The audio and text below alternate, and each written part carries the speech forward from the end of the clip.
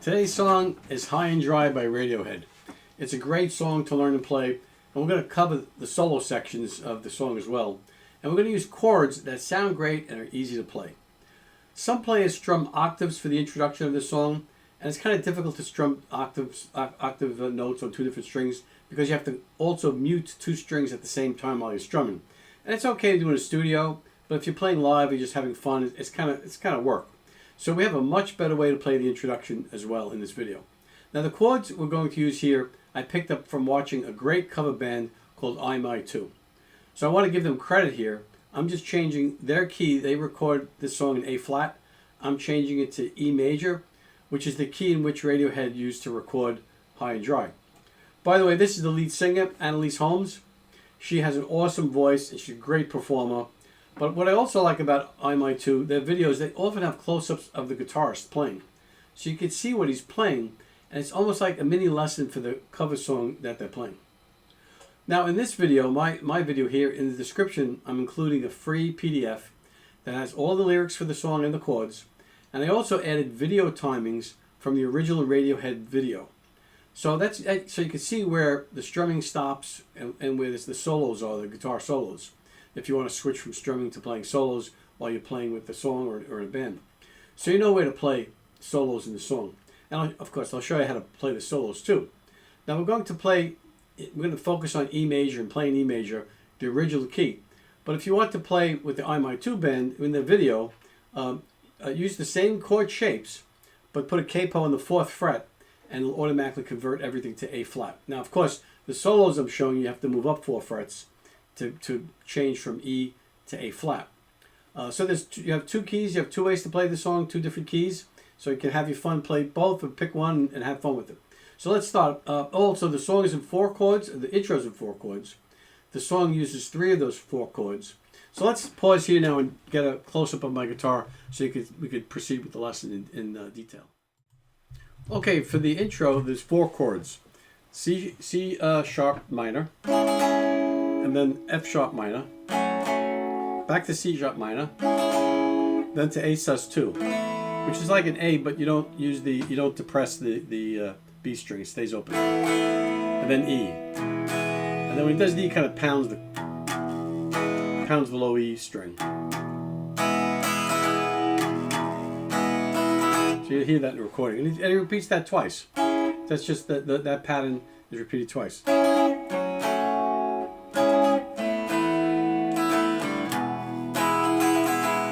Okay, that's the intro. And for the song, there's 3 of those 4 chords for the song. And I'll show you that next. Okay, for the song, it starts off now, there's no C sharp minor. It starts off with F sharp minor, then it goes to A sus2, and then it goes to E. And all the verses are like that, so it has to begin, 2 jumps in a week, I bet you think that's pretty clever, don't you, boy? Watching on your motorcycle, or flying on your motorcycle, watching all the ground leave you drop. That's the whole song. And then the chorus, Don't Leave Me High, Don't Leave Me Dry, it's the same 3 chords, but in a different pattern. So it's E, don't leave me high, don't leave me dry, don't leave me high, don't leave me dry. So that's that's the song. It's pretty straightforward. Just those same chords that repeat. Oh, then after the verse, the first verse of the first chorus, at 1 minute 33 seconds into that Radiohead video, he plays the intro again, but it only does it once. He doesn't repeat the sequence twice. So it's C sharp minor, F sharp minor, C sharp minor, A sus2, and E. So he does that just one sequence of that, not 2 like in the intro. And then let's show you one of the solos now. Okay, the first solo takes place after 2 minutes and 50 seconds, right after that first, I think it's the first chorus, Don't Leave Me High, Don't Leave Me Dry. I think it's after the first one. notes after the second one, but you'll see it in the PDF. I have the timings in there.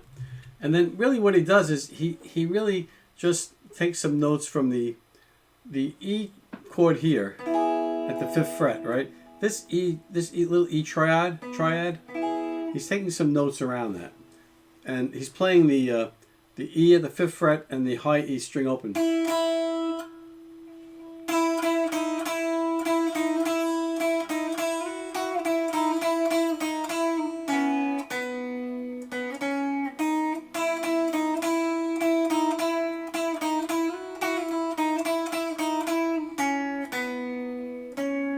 And that's really how the second, how the first solo goes. He repeats that twice.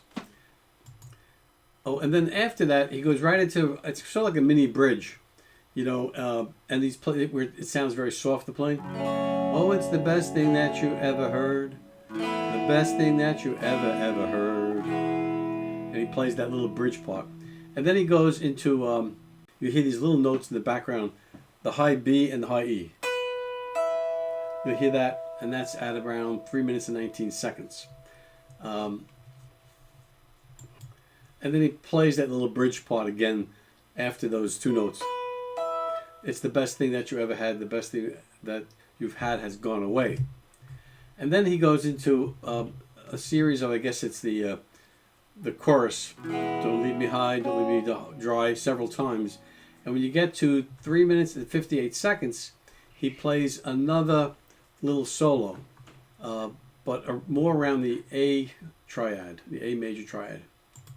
So then if you look at like the A triad up here, he's taking some notes there. This is like, he's singing Don't Leave Me High, Don't Leave Me Dry towards the end several times. And then at 3 minutes and 53 seconds, you hear, during the singing, you hear this solo in the background.